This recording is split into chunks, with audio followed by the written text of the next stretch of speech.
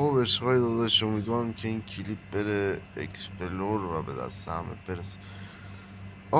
یه چند وقته به خاطر این اوضاع کیری زندگیمون فیری بالا نمیاد و فیلتر شده. خیلیاتون از یه برنامه‌ای که اومده به اسم رادار گیم و بیشتر چنل هم گذاشتنش دارید استفاده میکنید.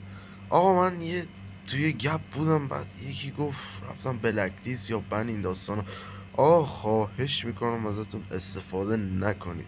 اگه اکانتتون واسهتون مهمه استفاده نکنید. من خودم الان اومدم یه فیلتر زدم مثل کسخلا، بعد مجبور شدم گفتم هرچی سریعتر این ویدیو رو واسهتون بگیرم، شما از این کسشعرها استفاده نکنه، حتی کوچکترین فیلتر. من الان این فیلتر رو زدم، بعد گیم نمیره.